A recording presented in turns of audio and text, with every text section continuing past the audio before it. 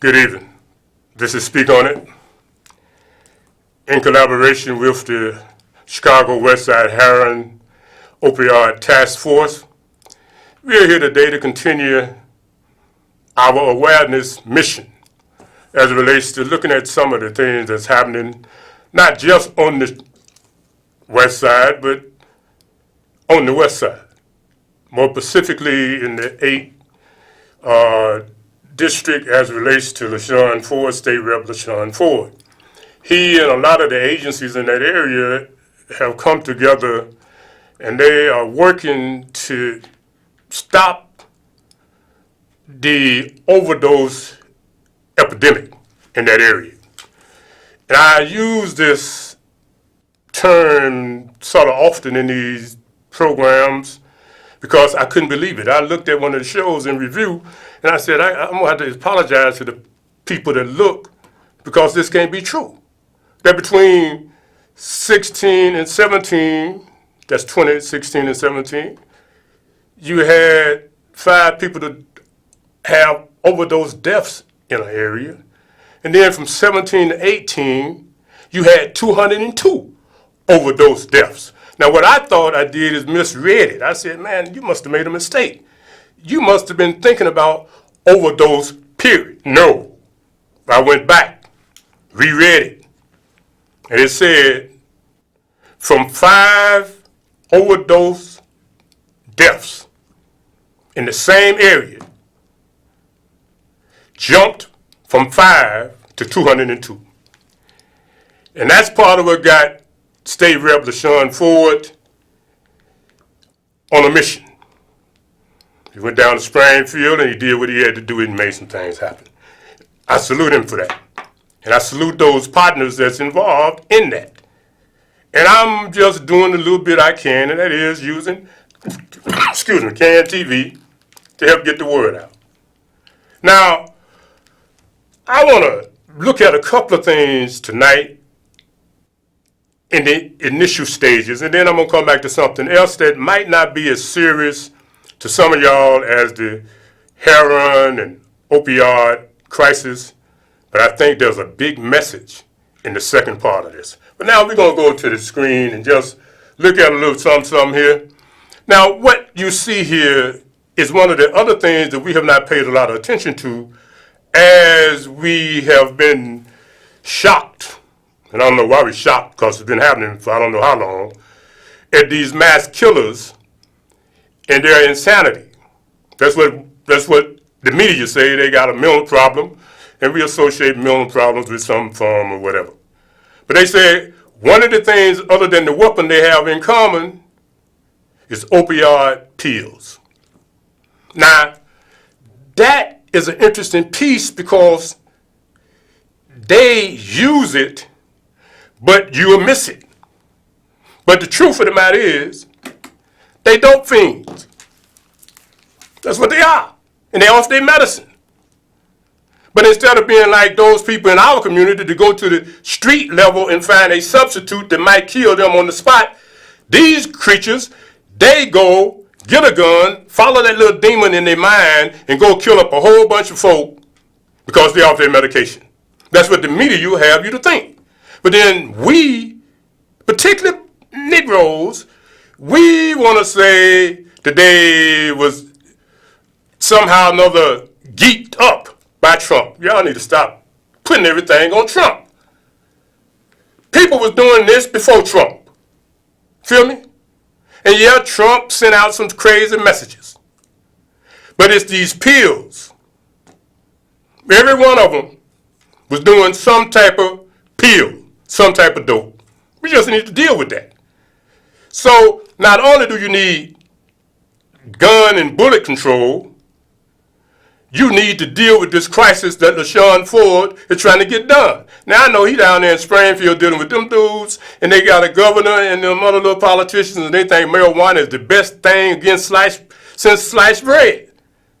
But I remember one long ago when they said that marijuana was a gateway drug, dope. That's when they wanted to send all of us to jail to all of this other stuff. But right now, since they want that money, And we're going to show you somebody that's getting a whole lot of that money in a minute. And they looked and they peeped Mike. They said, hell, this thing can make all that money. I don't mean no harm, Mike. I don't mean you a thing like that. I'm just saying what they think. When they saw how much money Mike was smoking and how much money Mike was making, they said, oh, hell no. We can get rich. Now, I'm going to go to something else. And this one here is real ugly. And you might have missed this, but I'm going to take my time with this, and I want you to think. This didn't happen in Chicago, but it could very well have happened. And now that the new school board and the new mayor and others have said that CPS won't be so harsh on kids to come to school under the influence of dope because the kid is a doctor and he can self-diagnose and he's what? Self-medicating. That is about the most stupidest thing I can imagine. Because these three kids here went to school with 32 plus hundred of those pills. Those fentanyl pills, killer pills. Each one of those pills, a half of that pill will kill you. So that means over 6,400 kids could have died off of these pills.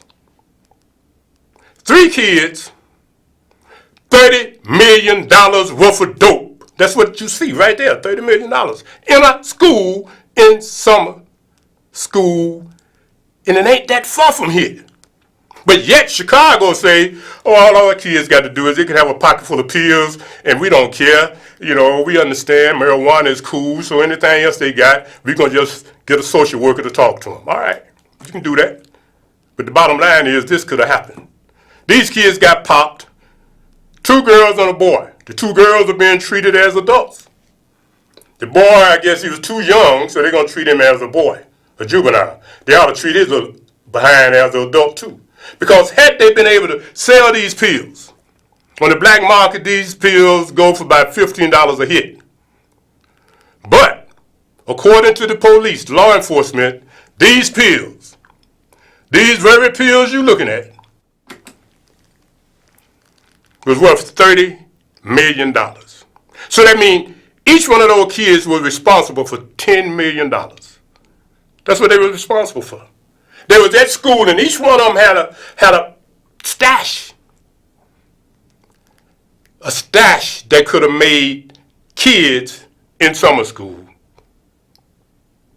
make $10 million apiece and killed up to or more than 6,400 people.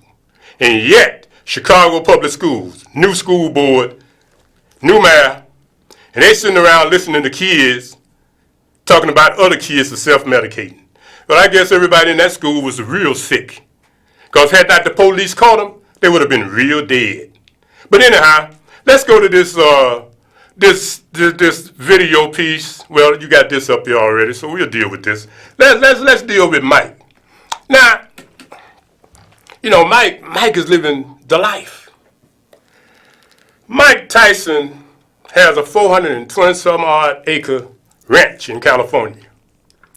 And Mike Tyson smoked $40,000 worth of weed a month. That's $10,000 worth of weed a week. But Mike Tyson is making over $500,000 a week on weed. So he's selling enough to do that, but I just wonder how in the hell can Mike Tyson or anybody smoke that much dope? Now, Mike has always been sort of interesting, even when he was a fighter. Even when he was doing the things he was doing, look at him, Mike like that. He looked like he loved them daggone buds. But it's making him money. And I'm sure that many of these states have looked at Mike Tyson and they said, man, if this dude here can make this type of money, we got to get in on this here. But one of the things I want to say to the governor and all you little born-again marijuana used to smokers, calling yourself politicians, running around thinking you're going to be like Mike, just remember this here. At the end of the day, you really victimized a lot of people. Some people will never get out of jail. Some people died in jail for something that you criminalized. But yet nothing changed except you want some money.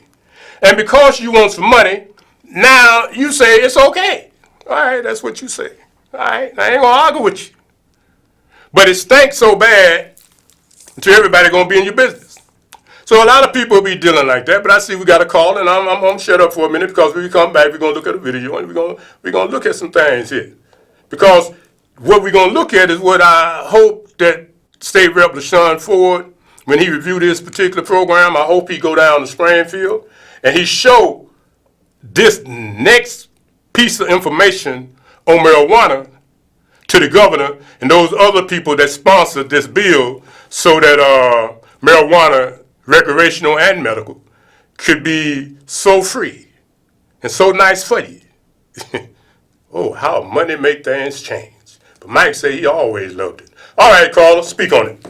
Yeah, how you doing, Doc? Fine, how you doing, James? When you said law enforcement and jail, now I did not hear the people in the media and Donald Trump called him a suspect, the guy who got murdered in that jail, but I don't know what city that was.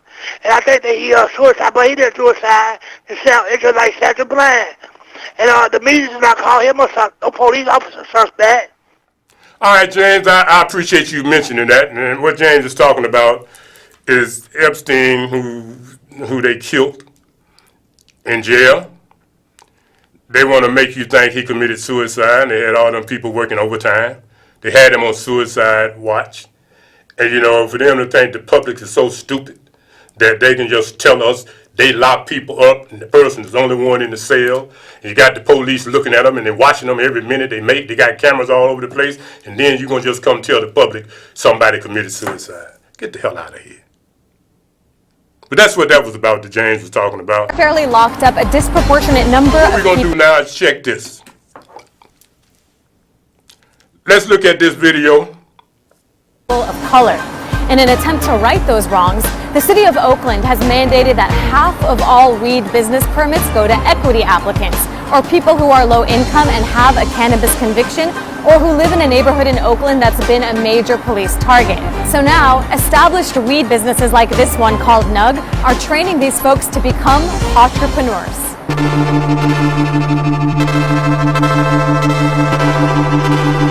Kareem Robinson is learning the business of cannabis, and at the end of his training, he'll get his own 1,000 square foot greenhouse. He says this opportunity saved his life. 2 years ago, I was ready probably to jump off a bridge. Really? You know what I mean? And I believe in God and stuff, but I'm saying I had no hope at all. And I definitely didn't have no plans that I would own my own business. And I grew weed before, but never like this, so I'm really excited. Kareem qualified for the equity program because he lives in an East Oakland neighborhood with a disproportionately high number of cannabis-related arrests. Now, he's preparing to profit from a business he was once criminalized for. Is this the clone? Yeah. We're going to put the clone of the weed plant in the soil. Exactly. So I'm planting a plant. I'm planting a marijuana plant. The plants grow in what's called the veg room, where they get 16 hours of light a day. When they're ready to flower, they're taken to the bloom room. Go that way? Take them, and this is where we set them up in a certain position. Okay. Like dominoes, basically. One, then one, then one, then one. So I'll put mine here? Put yours right here in the middle, like that. What happens is it starts budding. And when it starts budding, these white hairs, they start turning brown. That's how you know it's mature. But this is where the money, or where the good stuff is made, at the top, not at the bottom. So this is the good stuff right here. It's ready. Almost. Yeah, almost. The plants are left to dry for 2 weeks. You guys use like straight up hangers. Yeah, real hangers, yeah. And as you see, like there's different colors because there's different strands. Then, trimmers remove the buds by hand.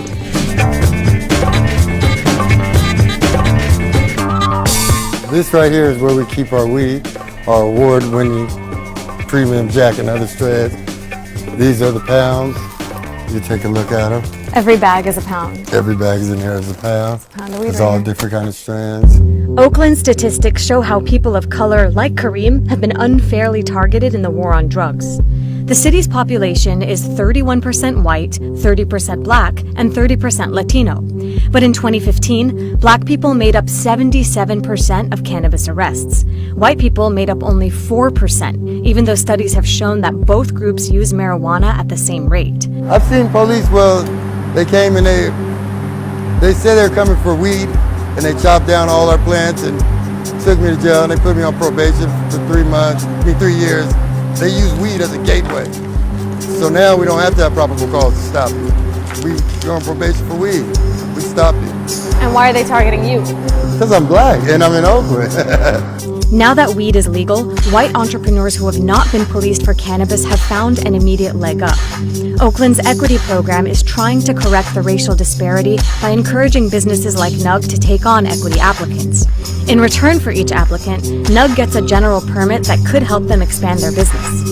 Nico Ania is the CFO of Bloom Innovations, the parent company of NUG. He helped select Kareem and the other equity applicants. We are giving them fully automated, state-of-the-art light deprivation greenhouses. They will have those greenhouses rent-free for 3 years. In addition, we're giving them $10,000 for startup funds. It's rewarding to see, and finding that right individual like Kareem who appreciates the opportunity and wants to capitalize on it. Like, how much could he be making soon? In excess of $100,000. Other cities in California are following Oakland's lead in making the marijuana industry more fair. Los Angeles, San Francisco, and Sacramento each have their own equity programs.